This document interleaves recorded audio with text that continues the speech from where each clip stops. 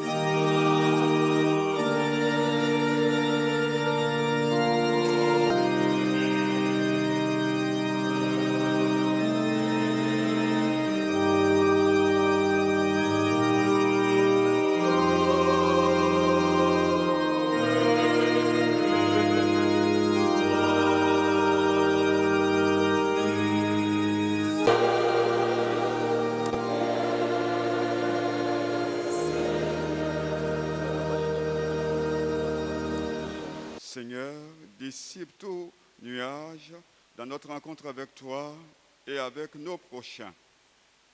Pardonne-nous nos péchés par le sang de ton Fils Jésus-Christ, versé à la croix de Golgotha. Purifie-nous, relève-nous et fais-nous bénéficier de la grâce de la paix que tu sais donner à tous ceux et à celles qui se tournent vers toi dans la foi par Jésus-Christ, ton Fils, notre Seigneur et notre Sauveur. Amen. Peuple de Dieu, veuillez vous lever. Gloire soit au Père, gloire au Fils, gloire au Saint-Esprit.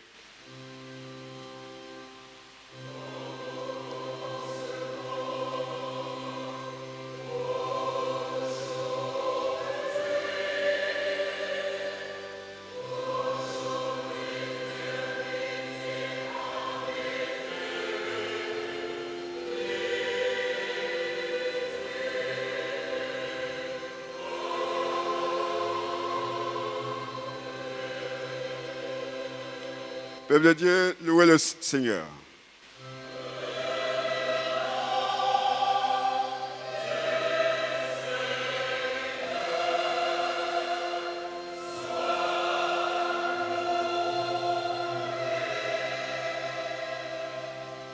Nous chantons au recueil Gloire à Dieu, le numéro 513.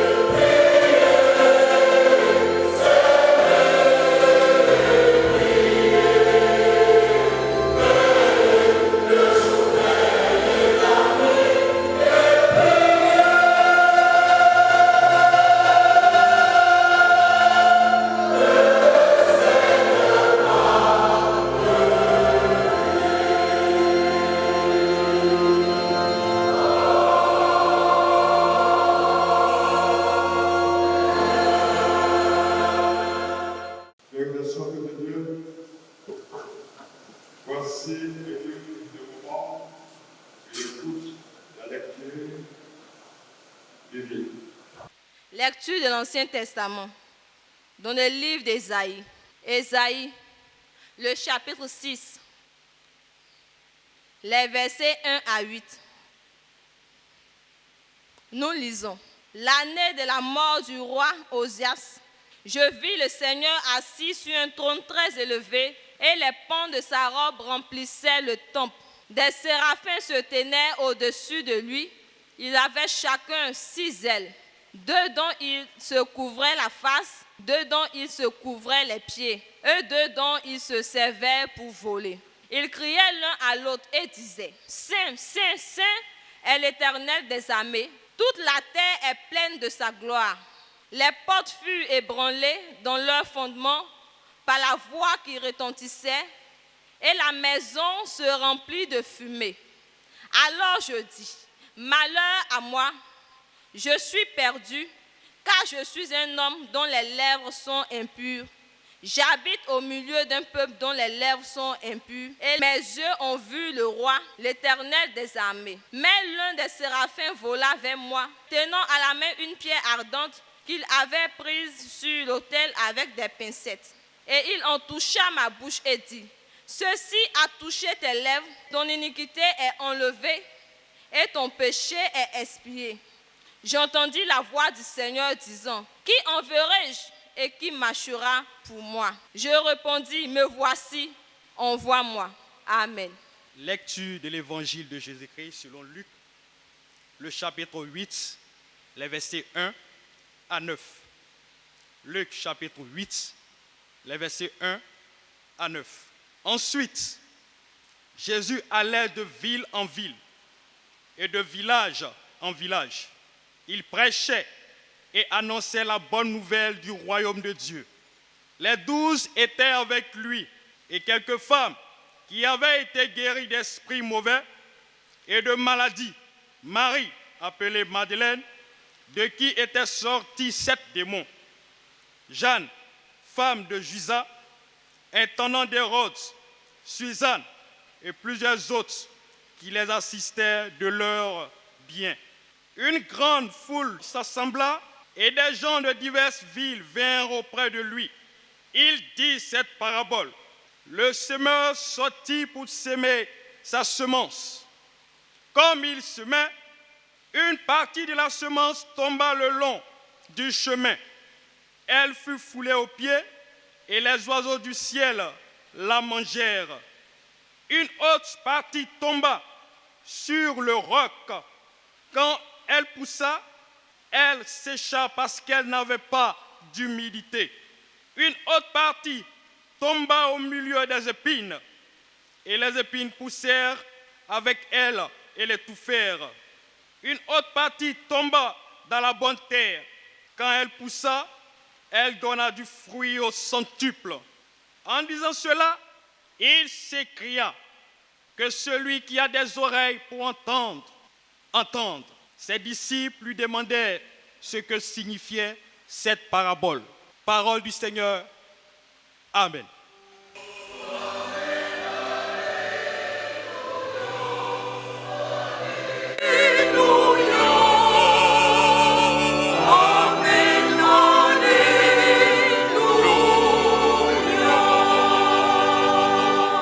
Nous exécutons le cantique 520 de notre recueil. Gloire à Dieu. Debout pour la sainte guerre, le mal est grand encore. Plus d'un ami, plus d'un frère, c'est un chemin de mort. En avant, tous en avant, notre chef est tout puissant. Nos armes sont là.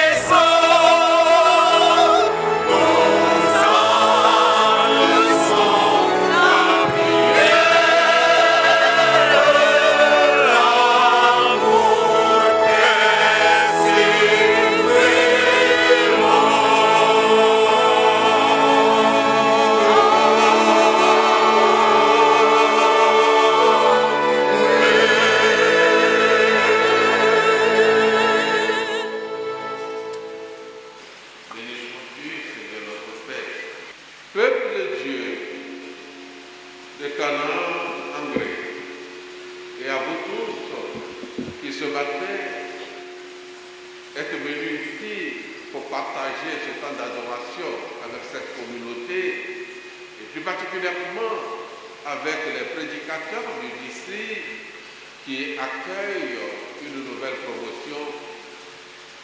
Je voudrais que la grâce et la paix de Dieu reposent sur toi, ma soeur, repose sur toi, ma soeur, au nom de Jésus. André, Canaan. Malgré la situation difficile que le pays traverse, que le monde traverse, cette année, vous avez été beaucoup sollicités. Beaucoup. Mais quand le Seigneur tourne son regard sur une communauté pour la solliciter, ses grâces et ses bénédictions multiformes aussi sont comme un nuage sur le ciel de cette communauté. Et je veux que ces bénédictions qui vont descendre sur vous ou qui descendent déjà sur vous, soient à l'unisson de toutes ces pluies qui s'abattent sur la ville d'Abidjan ces derniers temps au nom de Jésus. Si une goutte de pluie t'a déjà touché, la bénédiction de Dieu t'a atteint. Pour la circonstance, nous avons proposé 2 tests. Et comme ce test qui parle de mission, nous envoie aussi en mission pour construire de grands temples, chacun de nous ici présent doit pouvoir dire comme le prophète Ésaïe, « Me voici Seigneur, envoie-moi, je suis un petit temple, je veux participer à la construction du grand temple avec les moyens que tu mets à ma disposition et cela au nom de Jésus. » Revenons à nos 2 tests. Je voudrais présenter mes excuses aux prédicateurs, au collège des pasteurs ici présents. Surtout aujourd'hui où nous recevons des pasteurs, de nouveaux pasteurs, leur souhait serait d'entendre le surintendant faire une prédication. Une prédication qui prend en compte le contexte, qui prend en compte les enjeux théologiques, qui prend en compte l'actualisation pour nous enrichir. Mes frères et sœurs, je n'irai pas dans ce sens ce matin. Après la prière, quand j'ai commencé à lire les 2 textes qui nous sont proposés, les idées qui me sont venues en esprit, je voudrais les partager avec vous. Et je voudrais vous dire qu'en lisant ces 2 textes, surtout l'Évangile, on devrait associer à l'Évangile du jour Ésaïe 55. Parce que les 2 textes doivent se lire ensemble. Mais nous vous proposons Ésaïe 6, qui est la vocation d'Ésaïe. C'est parce que c'est quand on est appelé qu'on va pour s'aimer la parole de Dieu. Et donc, dans ces 2 textes, à savoir Ésaïe et Luc, l'idée de mission ou d'être en mission, cette idée-là traverse les 2 textes bibliques qui sont soumis donc à notre réflexion et méditation de ce jour. Quand vous prenez la prophétie d'Ésaïe, je découvre une vision splendide, une vision dans laquelle Ésaïe me fait voir le temple, une vision dans laquelle le prophète me fait voir les séraphins. Oh, on ne les voit pas comme ça, mais dans la vision, il me fait voir les séraphins. Il me fait voir la traîne du Seigneur. Et dans cette vision, le prophète me fait écouter un cantique, ce chant que la liturgie de la Sainte Seine a retenu et que nous connaissons. Saint, Saint, Saint est le Seigneur, l'Éternel des armées.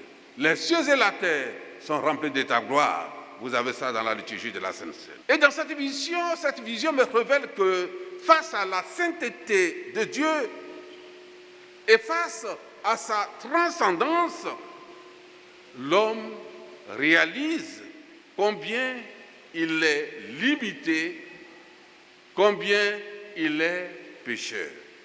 Mais Dieu ne tient pas compte de ses limites. Dieu ne tient pas compte de ses péchés. Au contraire, il vient à son secours pour purifier l'homme et il enlève son péché.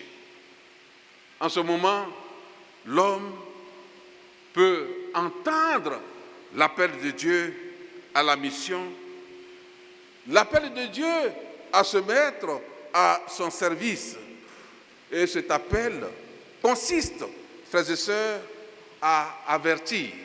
Et avertir encore les frères et sœurs de ce que les entêtements à se croire tout-puissants ou à penser que tout nous est permis, cela entraîne à savoir le malheur de toute l'humanité. Et cette mission avertit que le royaume de Dieu est proche et qu'il faut se convertir.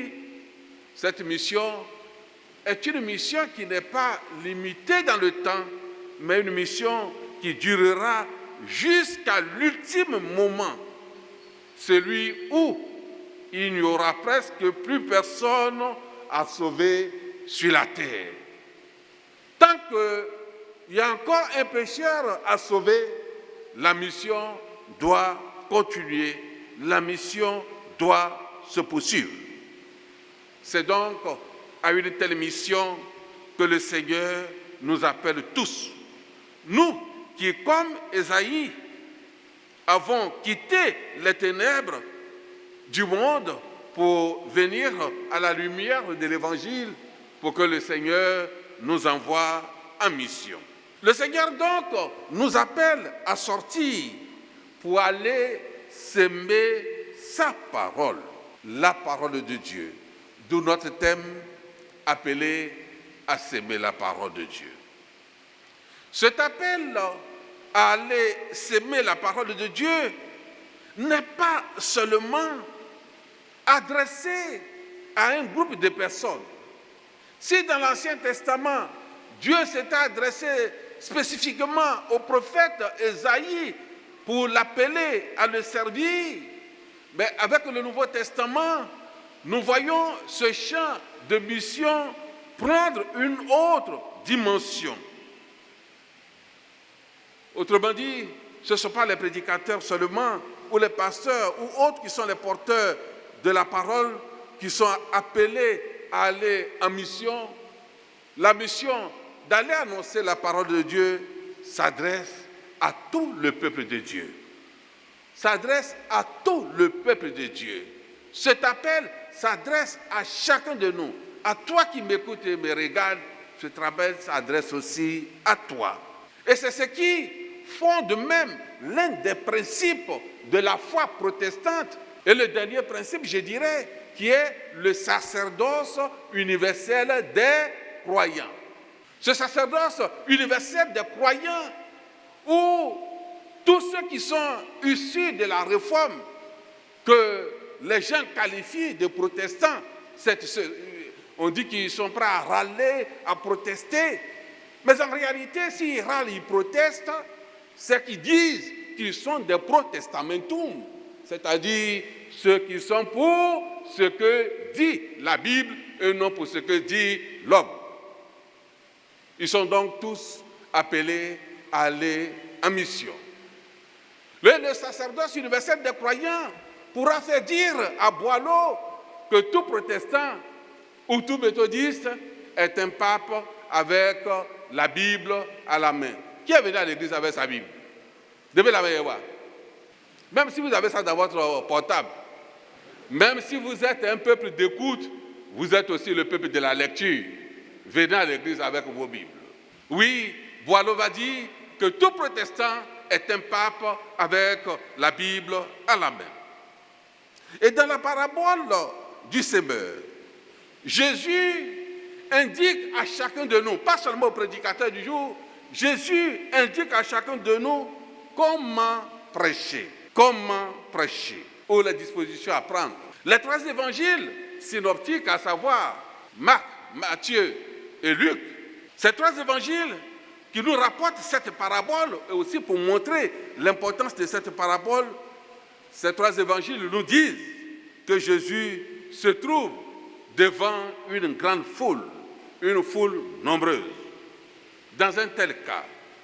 Il me semble qu'aujourd'hui, nous serions tentés d'organiser un événement à la hauteur du nombre de personnes en présence dans notre texte. Dieu merci que ce matin nous sommes nombreux à l'église.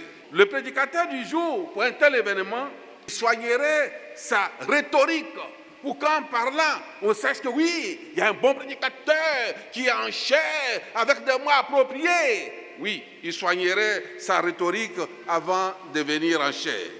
Ce prédicateur peaufinerait ses arguments et s'efforcerait d'enthousiasmer et surtout de fidéliser chacun de ses auditeurs. Et pour un tel auditoire, les chorales ou groupes musicaux plongeraient dans leur répertoire les plus dynamiques, les plus connus, et les liturges feraient tout pour canaliser, oui, pour concilier à la fois l'emphase et le langage moderne, pour qu'on sente que réellement c'est un culte haut de gamme qui est en train de se passer. Mais Matthieu et Marc nous disent que Jésus, comme chair, se contente d'une barque. Oui, vous voyez, je suis en chair, un peu donc à une position élevée, pour que je puisse me faire entendre un peu au loin.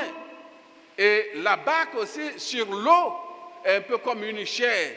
Et quand vous êtes dans la barque, que vous parlez, il y a même l'écho qui est porté par l'eau et le vent qui souffle pour que cette parole puisse aller loin. Et comme chair, Jésus utilise donc une barque. Et puis, après avoir choisi comme chair la barque, Jésus nous présente un semeur prolixe avec des grains. Et Jésus nous présente aussi divers terrains dont plusieurs ne sont pas agricoles. Et ce ne sont pas les ingénieurs agronomes présents dans cette salle qui me regardent qui me diront le contraire.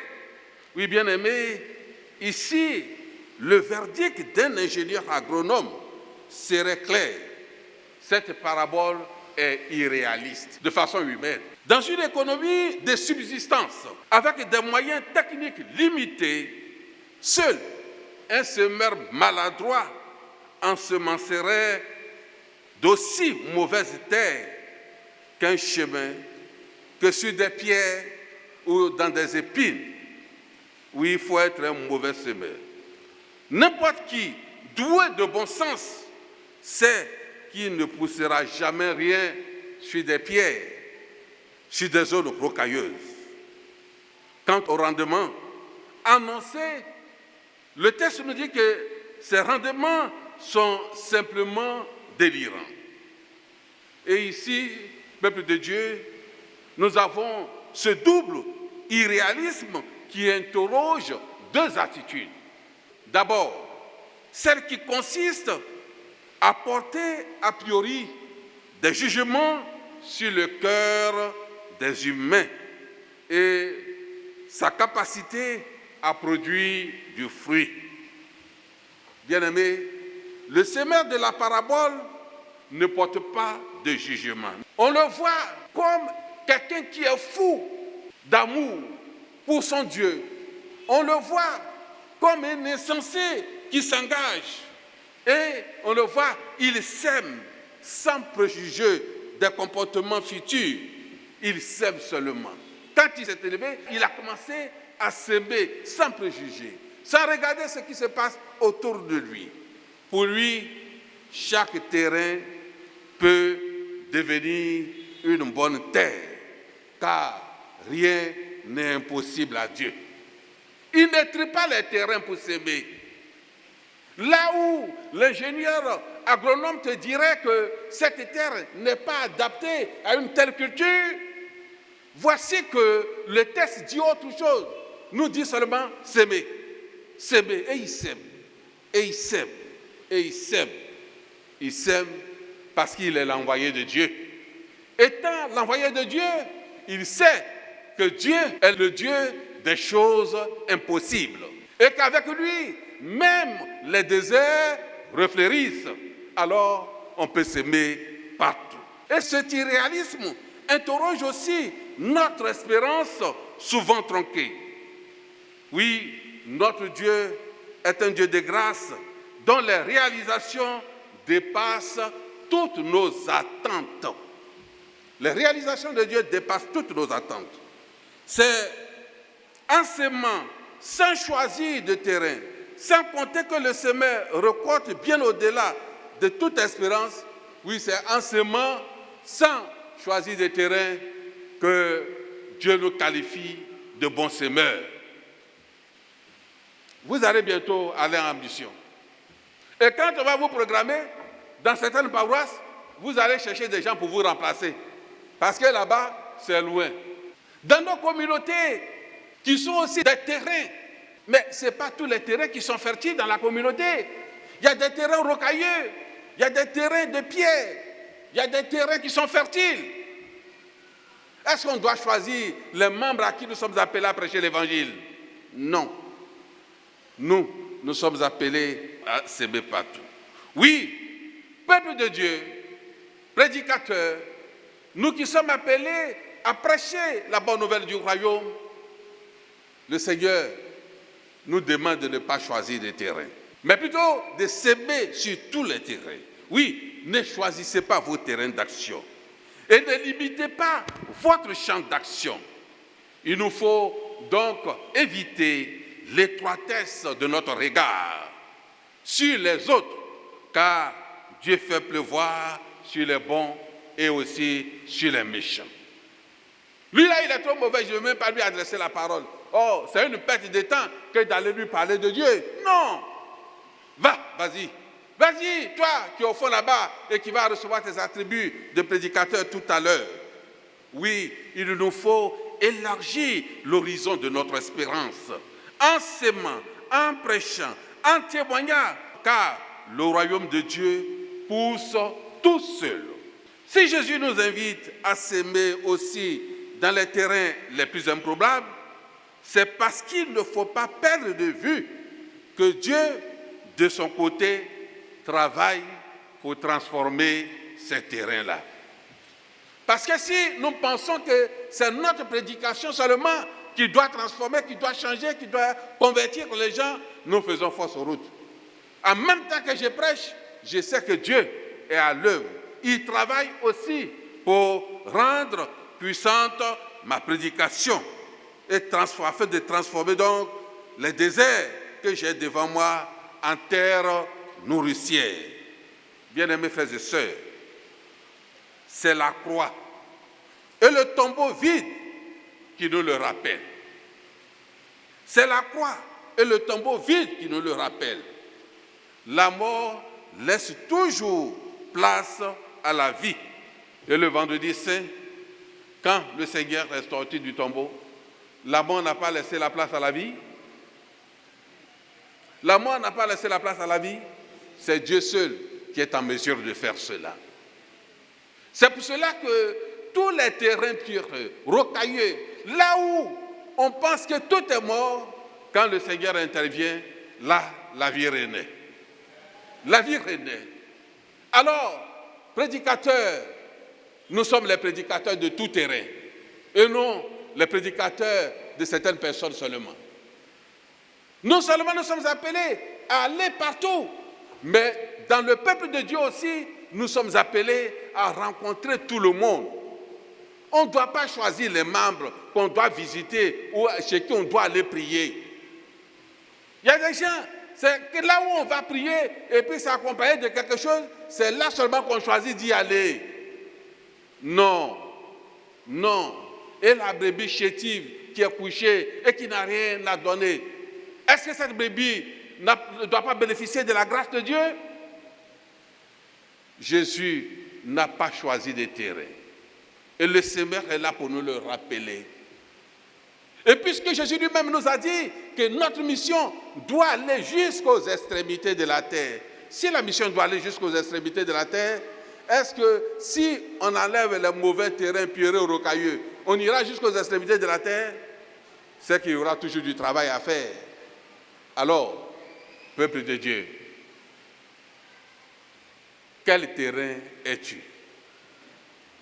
Quel intérêt es-tu pour que la parole de Dieu puisse s'enraciner en toi? Pour que le Seigneur puisse travailler sur toi. Quel intérêt es-tu? Es-tu un bord de route? La parole de Dieu est sémée.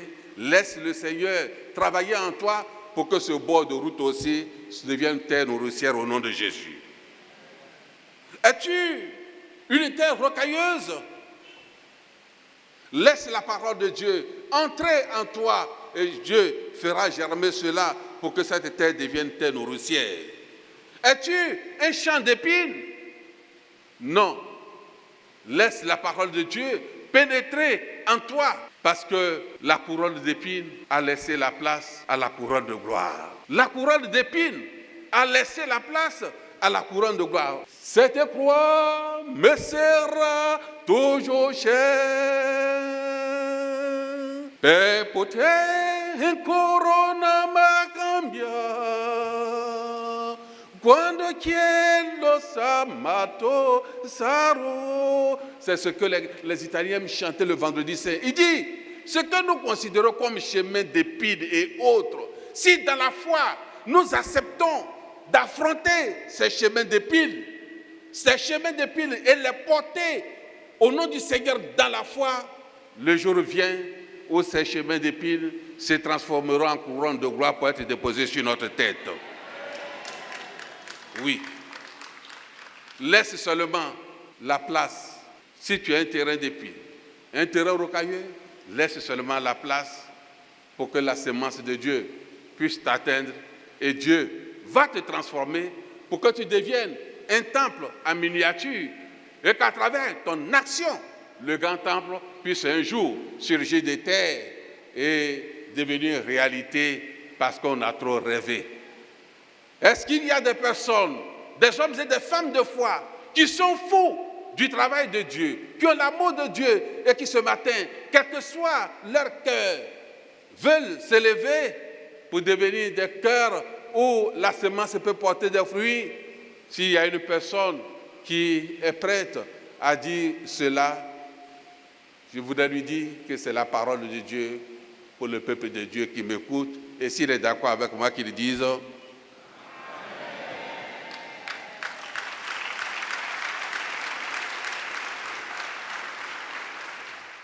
Veuillez vous lever, peuple de Dieu. Confessons la foi de l'Église dans les termes du symbole des apôtres. Je crois en Dieu, du ciel et de la terre. Je crois en Jésus-Christ, son Fils unique, notre Seigneur, qui a été conçu du Saint-Esprit et qui est né de la Vierge Marie. Il a souffert sous Ponce Pilate, il a été crucifié, il est mort, il a été enseveli, il est descendu aux enfers.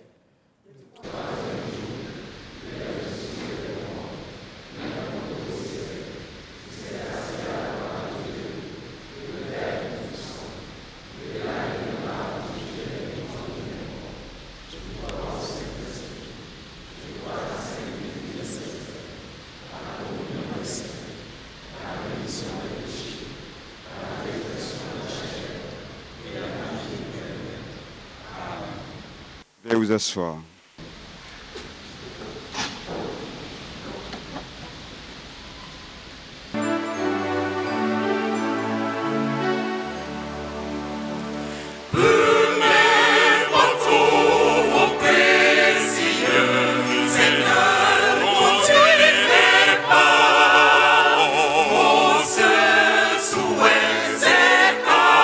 Mon âme, il donne paix douce.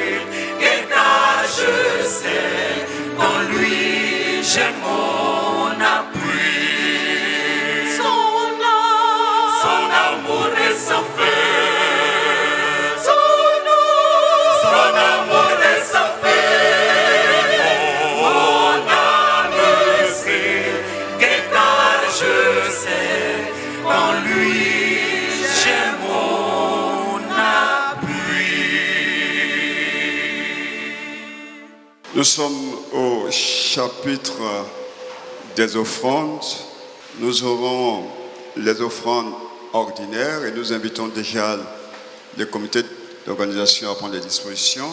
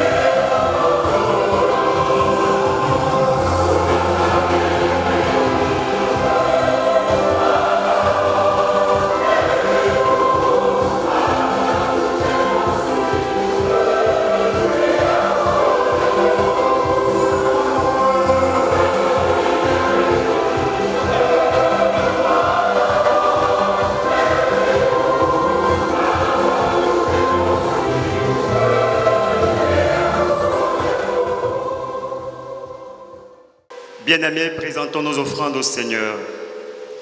Seigneur, quelle grâce de mettre à la disposition de ton Église 20 prédicateurs en titre pour servir en ta présence. Nous te bénissons pour ce que leur présence a généré en termes de finances. Nous te les présentons. Sanctifie ces offrandes et purifie-les et permets que ces offrandes puissent servir à l'avancement de ton règne ici-bas, non seulement, mais à la construction de ton Église. Et en retour, bénis ton peuple, au nom du Père, du Fils et du Saint-Esprit. Amen. Mon âme soupire après tes divins pavés, pour t'écouter et m'instruire à tes pieds, toujours assis. Forme-moi pour ton service, à ton école, ô Jésus, que par ton esprit je puisse prêcher ton nom au plaisir. Seigneur, réponds dans mon âme, flot sur flot de ton esprit, ainsi brûlant de ta flamme, en moi tout mal soit détruit. Forme-moi pour ton service, à ton école, ô Jésus, que par ton esprit je puisse prêcher ton nom aux perdus. Dans des bonnes herbes fertiles, nourris mon cœur affamé, car si près les eaux tranquilles, par toi je sois transformé. Forme-moi pour ton service, à ton école, ô Jésus, que par ton esprit je puisse prêcher ton nom aux perdus.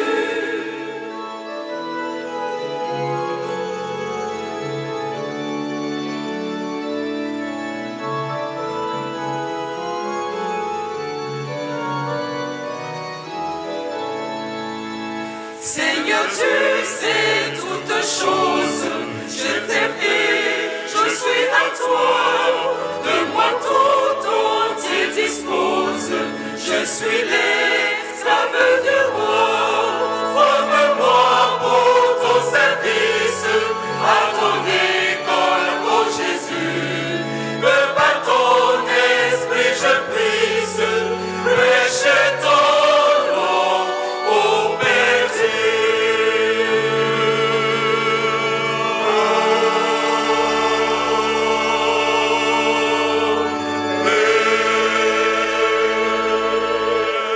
Recevons la bénédiction. À celui qui peut vous préserver de toute chute et vous faire paraître irréprochable et joyeux en sa glorieuse présence. Au Dieu unique, notre Sauveur, par Jésus-Christ notre Seigneur, soit gloire, grandeur, force et puissance de toute éternité, maintenant et dans tous les siècles. Que la grâce de notre Seigneur Jésus-Christ, l'amour de Dieu et la communion du Saint-Esprit soient avec nous tous. Allez dans la paix, prêchez la bonne nouvelle du royaume à toute la création et dites que Jésus-Christ est Seigneur et Sauveur à la gloire de Dieu le Père. Amen. Bon courage, amis, bon courage, amis, nous irons joyeux, cueillir les épées. Bon courage, amis, bon courage, amis, nous irons joyeux, cueillir les épées.